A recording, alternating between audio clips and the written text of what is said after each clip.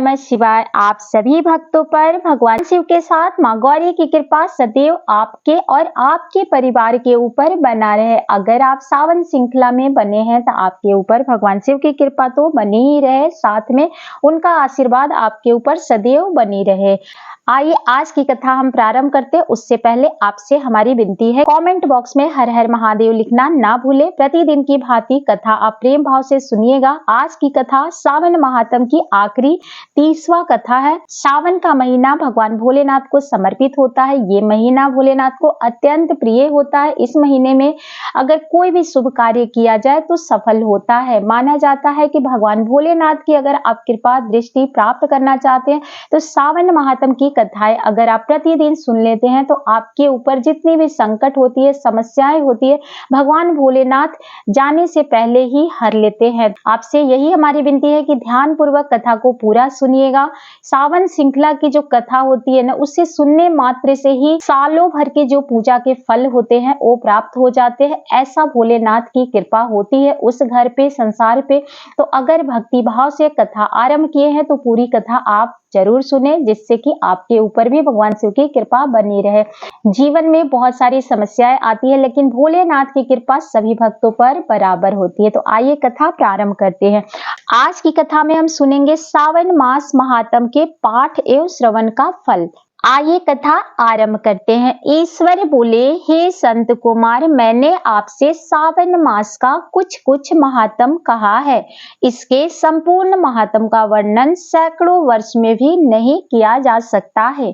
मेरी इस कल्याणी प्रिया सती ने दक्ष के यज्ञ में अपना शरीर दग्ध करके पुनः हिमालय की पुत्री के रूप में जन्म लिया। सावन मास में व्रत करने के कारण यह मुझे पुनः प्राप्त हुई, इसीलिए सावन मुझे प्रिय है। यह मास न अधिक शीतल होता है और ना ही अधिक उष्ण, ना ही अधिक गर्म होता है। राजा को चाहिए कि सावन मास में श्रोताग्नि से निर्मित श्वेत भस्म से अपने संपूर्ण शरीर को उद्घलित करके जल से आर्द्र भस्म के द्वारा मस्तक, वक्ष स्थल, नाभि, दोनों बाहों को, दोनों बाजू, दोनों कोहनी और दोनों कलाई, कंठ, सर और पीठ, इन 12 स्थानों में त्रिपुंड धारण करे। मान स्त्रोत मंत्र से अथवा अघोजात आदि मंत्र से अथवा षडाक्षर मंत्र ओम नमः शिवाय से भस्म के द्वारा शरीर को सुशोभित करे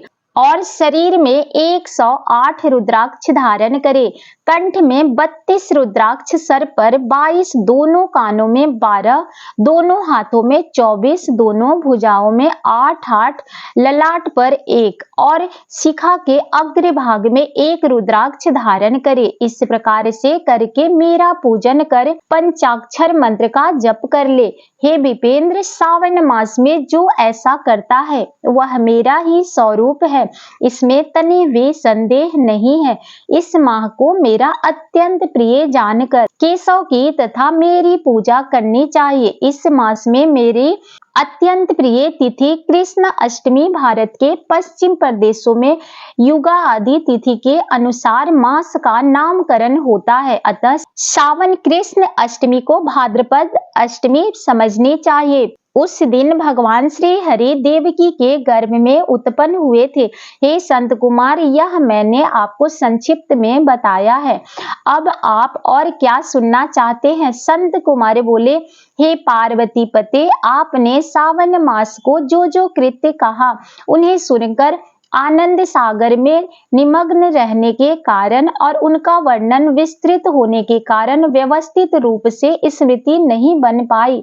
अतः हे नाथ, आप कम से कम यथार्थ रूप में बताइए। सावधानी से सुनकर मैं भक्ति पूर्वक उन्हें धारण करूंगा। ईश्वर बोले, हे संत कुमार, सावन मास की शुभ अनुक्रमणिका को आप सावधान होकर सुनिए। सर्वप्रथम शौनक का प्रश्न तत्पश्चात सूत जी का उत्तर। श्रोता के गुण आपके प्रश्न, सावन की व्युत्पत्ति, उसकी स्तुति, पुनः हे मुने आपका विस्तृत प्रश्न, इसके बाद नाम कथन सहित आपके द्वारा की गई मेरी स्तुति, फिर कम से उद्देश्य पूर्वक मेरा उत्तर, पुनः आपका विशेष प्रश्न, उसके बाद नक्त व्रत की विधि, रुद्राभिषेक कथन, इसके बाद लक्ष्य पूजा विधि, दीपदान, फिर किसी प्रिय वस्तु का परित्याग, पुनः रुद्राभिषेक करने तथा पंचामृत ग्रहण करने से प्राप्त होने वाला फल, इसके बाद पृथ्वी पर शयन करने तथा मौन व्रत धारण करने का फल, तत्पश्चात मासों उपवास में धारण पारण की विधि, इसके बाद सोमाख्यान में लक्ष्य रुद्रवती विधि, पुनः कोटिलिंग विधान, इसके बाद अनोदन नामक व्रत कहा गया है। इस व्रत में हविष्यान्न ग्रहण, पत्तल पर भोजन करना, शाक त्याग, भूमि पर शयन, प्रातः स्नान और दम तथा सम का वर्णन, उसके बाद स्फटिक आदि लिंगों में पूजा जप का फल, उसके बाद प्रदक्षिणा नमस्कार, वेद परायण पुरुष सूतक की विधि, उसके बाद ग्रह यज्ञ की विधि, सोम मंगल के व्रत का विस्तार पूर्वक वर्णन, पुनः बुध गुरु का व्रत का, इसके बाद शुक्रवार के दिन जीवंतिका का व्रत, पुनः शनिवार को नरसिंह शनि, वायुदेव, अश्वत्थ का पूजन, यह सब कहे गए हैं। उसके बाद रोटक व्रत का महात्म, औदुंबर व्रत, स्वर्ण गौरी व्रत, ध्रुवा गणपति व्रत, पंचमी तिथि में नाग व्रत, षष्ठी तिथि में सुपोदन व्रत, इसके बाद शीतला सप्तमी नामक व्रत, देवी का पवित्रारोपण, इसके बाद दुर्गा कुमारी की पूजा, आशा व्रत, इसके बाद दोनों एकादशियों का व्रत, पुनः श्री हरि का पवित्रारोपण, पुनः त्रयोदशी तिथि को कामदेव की पूजा, उसके बाद शिव जी का पवित्र धारण, पुनः उपाकर्म, उत्सर्जन तथा स्वर्णाकर्म, इसका वर्णन किया गया है। इसके बाद सर्प बलि, है ग्रीवा, जन्म उत्सव, सभादीप, रक्षाबंधन, संकटनाशन व्रत, कृष्ण जन्माष्टमी व्रत तथा उसकी कथा, पिठोर नामक व्रत, पोला नामक विश्व व्रत, कुश ग्रहण, नदियों का रजोधर्म, सिंह संक्रमण में गो प्रसव होने पर उसकी शांति, कर्क सिंह संक्रमण काल में तथा सावन मास, दान स्नान, महात्म्य श्रवण के बाद वाचक पूजा, इसके बाद अगस्त अर्ध्य विधि, फिर कर्मों तथा व्रतों के काम का निर्णय बताया गया है।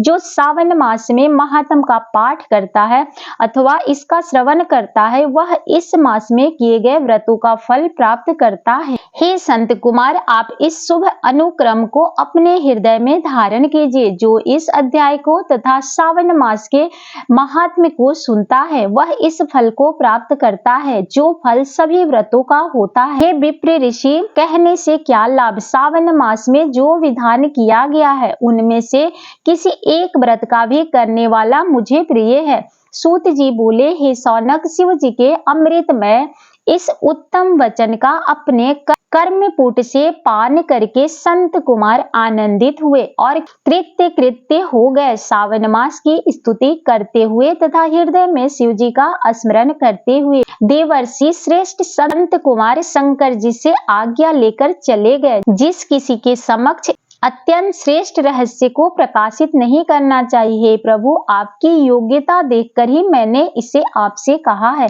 इस प्रकार से श्री स्कंद पुराण के अंतर्गत ईश्वर संत कुमार संवाद में सावन महात्म 30वां अध्याय संपूर्ण हुआ। प्रेम भाव से बोलिए भगवान भोलेनाथ की जय। हरे हरे महादेव की जय। सभी देवी देवता की जय। साधु महात्मा की जय। उम्मीद है आपसे कि आपको कथा पसंद आई होगी। अगर पसंद आई होगी तो कमेंट बॉक्स में हर हर महादेव लिखना ना भूले।